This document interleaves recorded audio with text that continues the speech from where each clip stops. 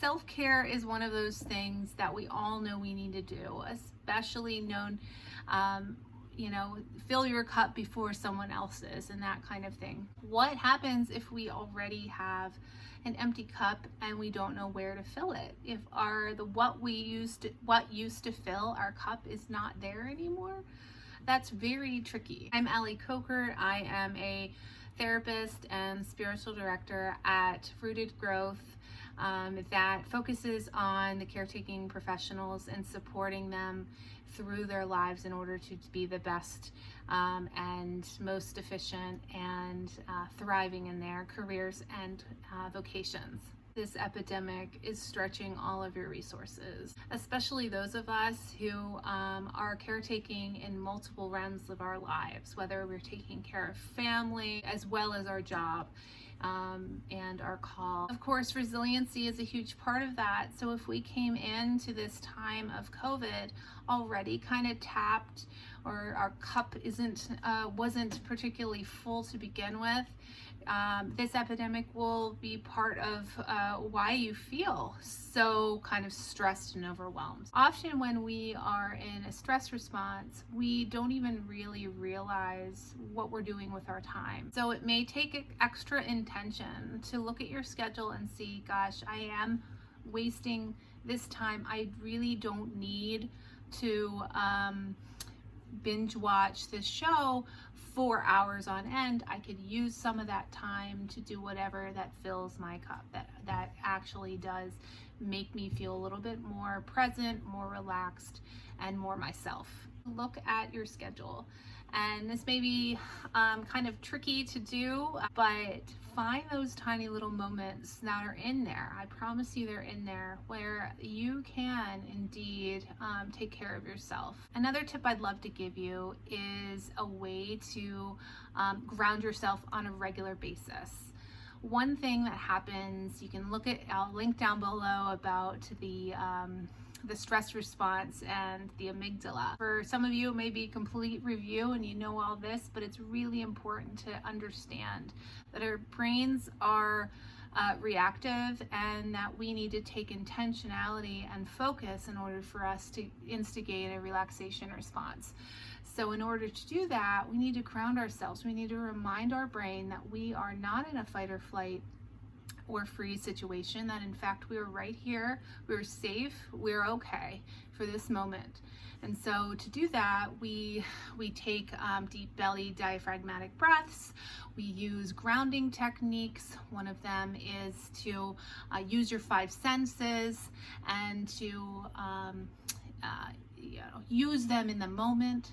So to take a moment and listen to the sounds, take another moment, feel what's on your skin, feel the air around you, take another moment and sort of taste the saliva in your mouth.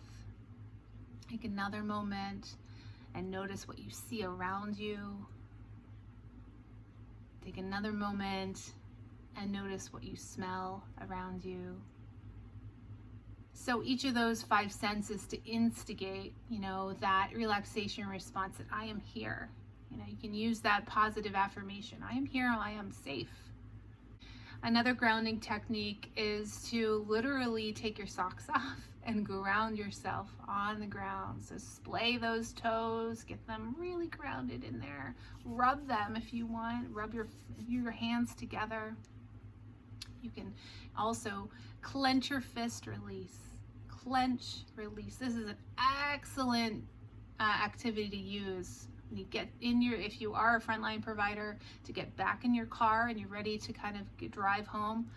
Clench, release, in and out, clench, release. And that helps your brain bring it back to the moment that we are in a safe position, that you aren't under immediate threat, and you're okay. Finally, sleep. And we all know sleep is like an essential thing.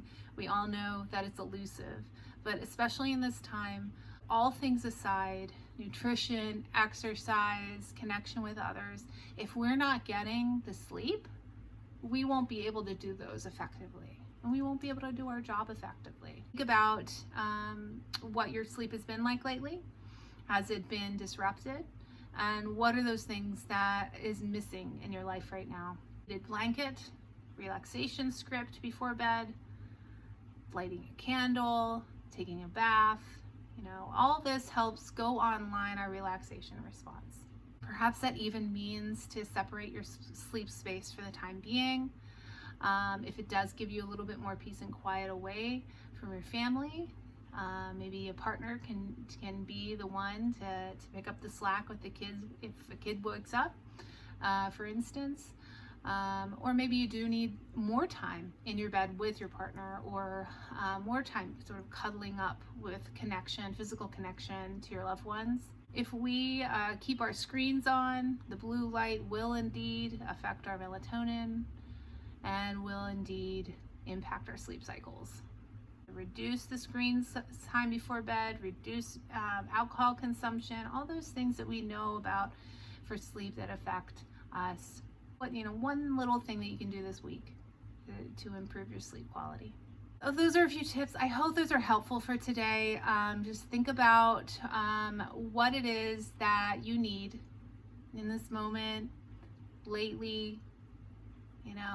Is it rest, recovery, connection, and make one small step towards those goals.